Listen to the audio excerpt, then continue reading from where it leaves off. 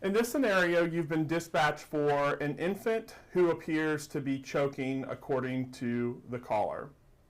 En route to the scene, you want to make sure that you're considering your scene size up. Always being aware of scene safety, ensuring that your body substance isolation or PPE is on, considering what additional resources you will need. In this case, you will want ALS and most likely fire to assist.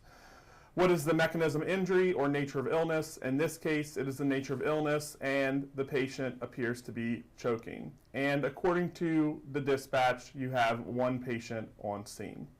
When you arrive on scene, you're going to do your general impression, which remember with a pediatric patient begins with your pediatric assessment triangle, all which is done via observation. When we look at this patient, at their appearance, we can see that the patient is pale and has some cyanosis around the mouth. Their work of breathing appears that there is not effective breathing that is occurring. And when we look for their circulation, which is in their color, we can tell that their color is not good and their overall condition is not normal. Because this is not a trauma patient, we will not consider C-spine on this. The first thing that we'll do is we will assess for AVPU. So when assessing, we can see that the baby's eyes are open, the baby's conscious, but we're not hearing any crying or coughing. So we're going to go down our ABC algorithm, the first being airway. When we assess the baby's airway, it does not appear that the airway is patent. And so, based on that information, the overall condition of the baby, and the information that has been given to us by the bystanders on scene, this baby has an airway obstruction. So immediately, we will begin to work on the airway obstruction by doing a series of 5 back blows and 5 chest thrusts.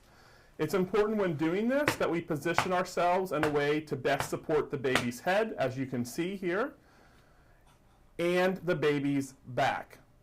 So you can see that we continue to do 5 back blows that are forceful in an upward manner while maintaining that neck, and 5 chest thrusts. This may seem alarming to do on a conscious baby, but this is what we need to do to try to get the airway obstruction cleared. If at any point you see that there is food or whatever the baby has in their airway come to their mouth, then you can use your finger to remove that. But your finger should not be going deep into their airway.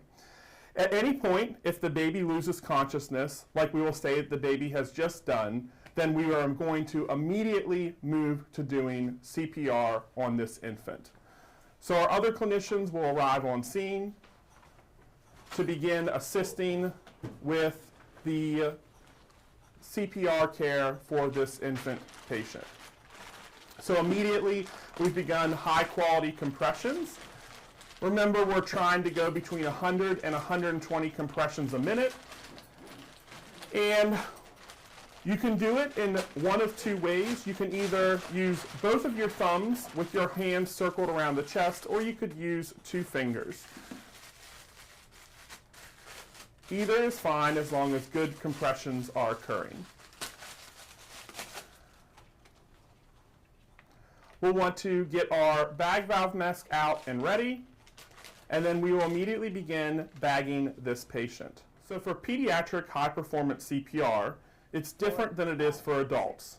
We ventilate after the 14th and then after the 15th compression. So it's important that you count out loud and coordinate with this with the clinicians who are managing the airway. 9, 10, 11, 12, 13, 14, 15, 1, 2, 3, 4, 5, 6, 7. So we continue doing CPR in this manner. Again, stopping and reassessing every 2 minutes. Most of the time, infant cardiac arrests, especially a cardiac arrest in this case that's a result of choking, are due to airway issues. That being said, we will still place the AED on the patient.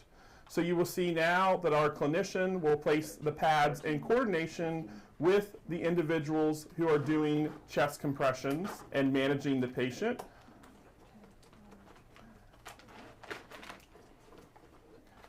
In this scenario, we're using our LifePak 35 as our AED. 9, 10, 11, 13, 14, 15,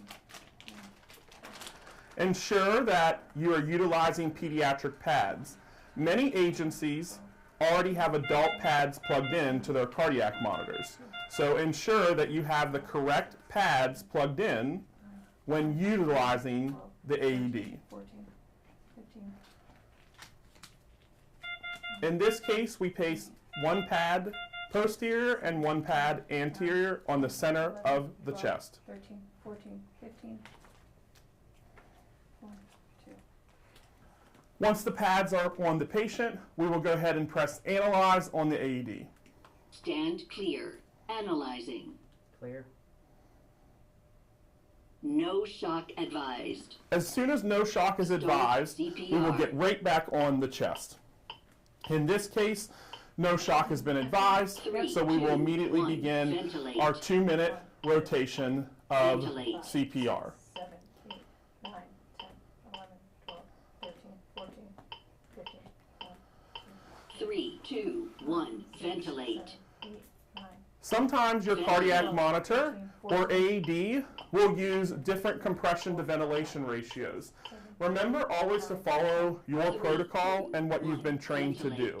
We do not automatically follow the AED or cardiac monitor in everything that it says to do. 12, 13, 14, So in this case, we would continue the management of this patient like so, ensuring that every 2 minutes we do a rhythm check 14, and that we are changing persons who are compressing the chest every 2 3, minutes. 2, 1. Again, Ventilate. we'd want to make sure that their airway doesn't have anything in it. So if the CPR has helped to dislodge anything in the mouth, then you can use a you can use your finger to remove it. Ventilate.